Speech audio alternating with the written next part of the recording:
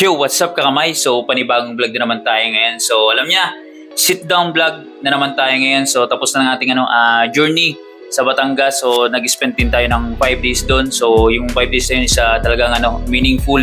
Tsaka one of the best experience natin kasi gawa nung, syempre, una, nakatulog tayo sa Mahiwagang Cove. Nakapag-stay tayo doon. Kumbaga, kasama natin si Japper Sniper. Sobrang thank you kay Japper. At the same time sa Kubo Nuto, kay Kanuto at kay Step Official Vlog, sobrang thank you sa Team Maswang sa sa akin, pag-entertain sa akin sa Balitige.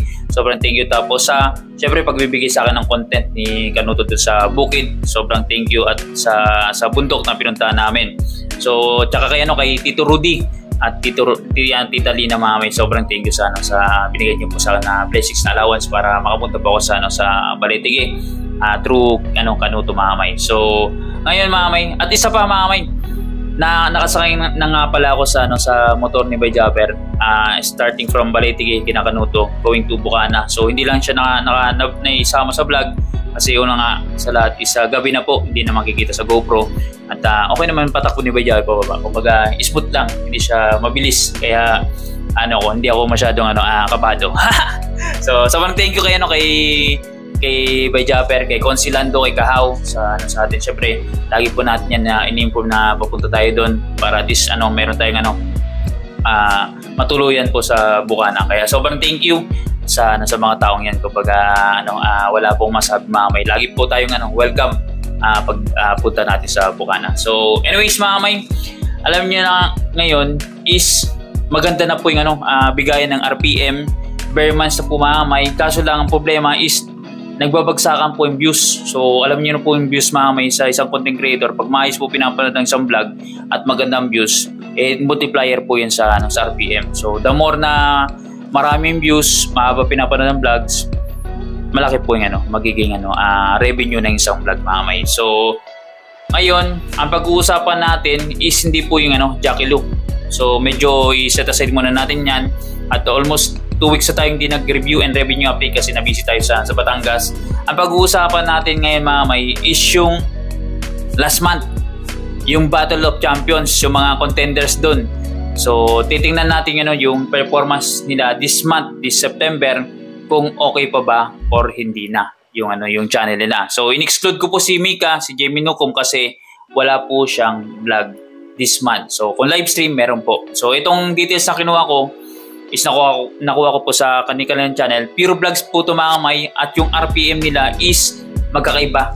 Nakadepende po sa channel. So nagre-range po siya ng $1.5 up to $3 na RPM. So depende po sa content creators. So kumbaga iba yung competition nila. So anyways Mamay, yung palitan ngayon is 56.72 per $1 sa Philippine peso Mamay. So at the end of this discussion Mamay, syempre, i-rank po natin sila kung sino bang nasa number 1 up to number 8. So, dapat number 9 sila kaso lang wala po si Mika. So, ngayon, umpisa na po natin Mamay.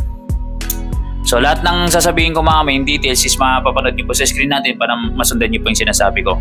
So, ito po yung una Mamay, si Niknika TV. So, meron siyang subscribers count na 31.3k. So, nakapag-vlog po siya as of now, September 16 ng 4 na po. So medyo laylo po si Niknika sa vlog. So nahirapan siguro magawa ng content. Pero sa live stream, halos daily vlogs po siya. Daily live stream po siya. So total views count na nakuha niya sa vlog is 3,409 views.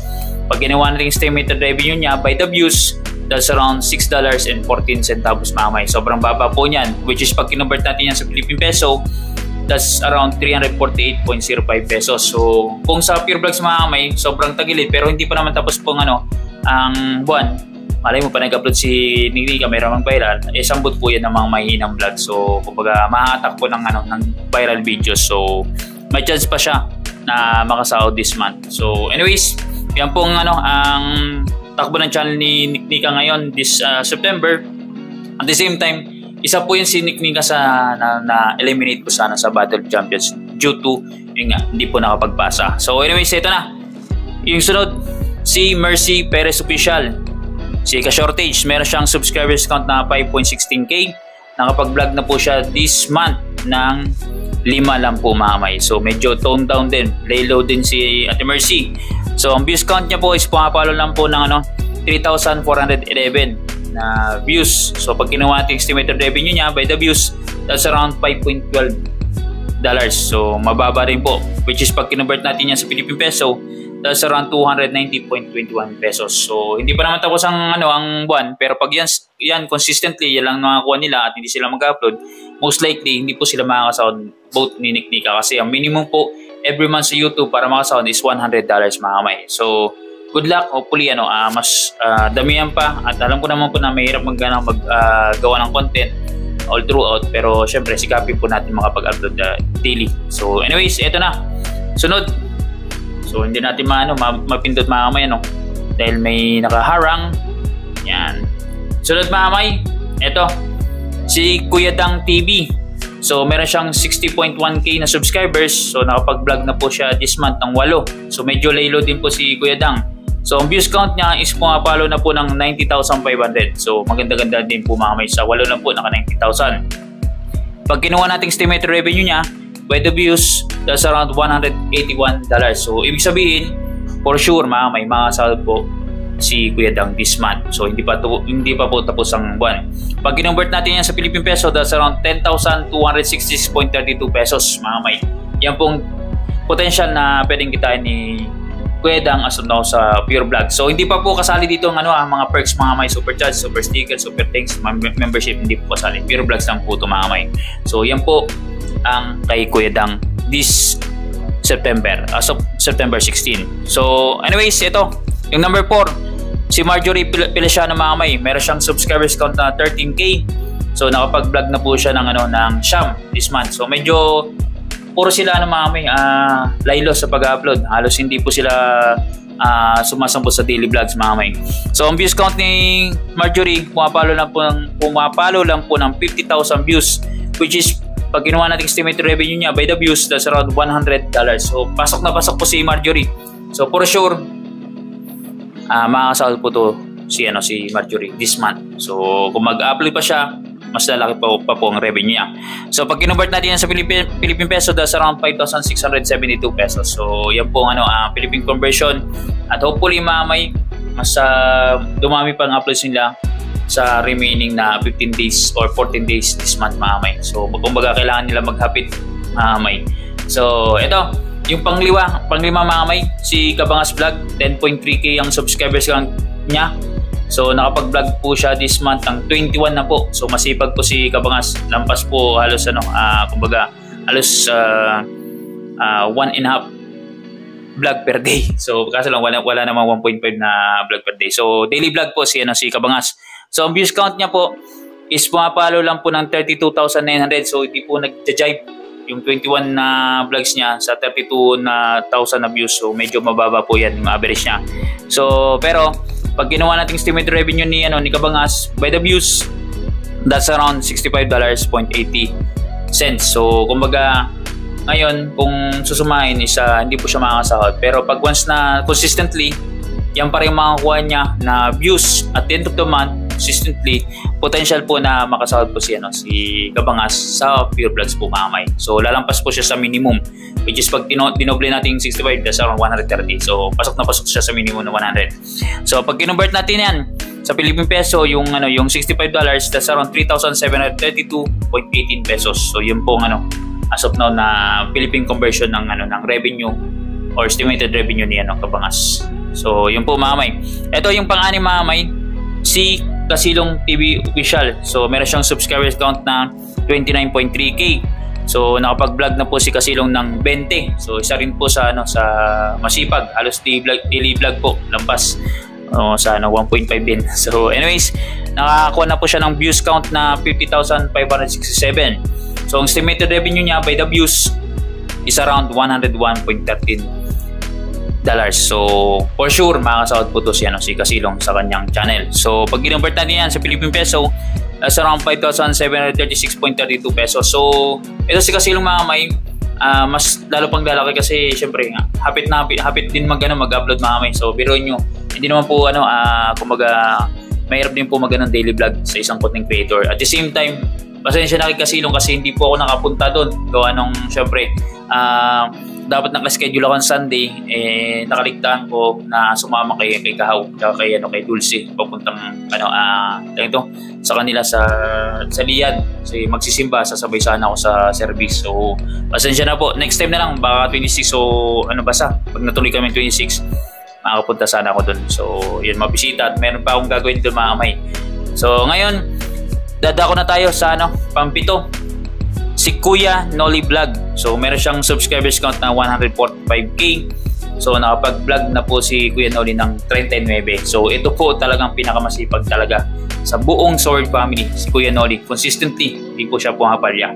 So ang views count niya po is pumapalo na po ng 266,800 views. Grabe, ang laki po niyan. Which is pag kinuha nating estimated revenue niya by the views, that's around $667.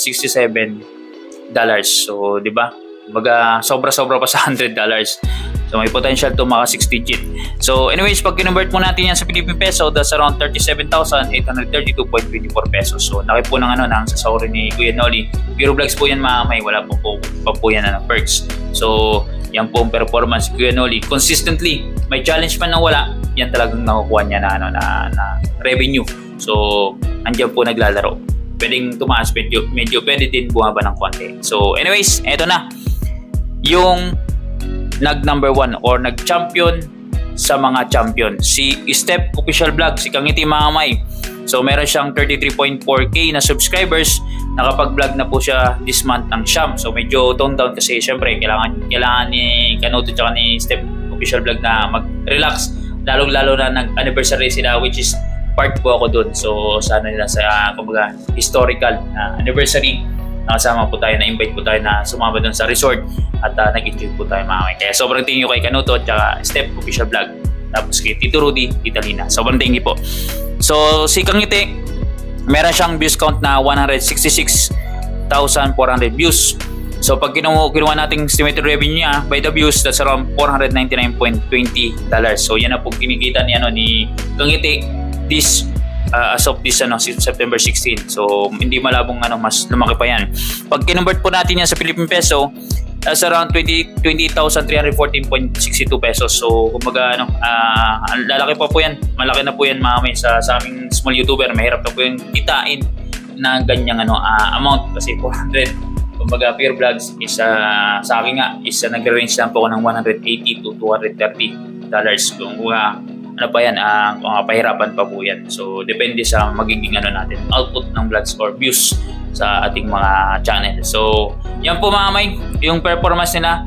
At syempre ang gagawin natin is irarang po natin sila mga may kung sino bang nasa number 1 up to bottom 8. So yung babanggitin ko na detail, syempre mapapanood nyo yan dyan sa screen.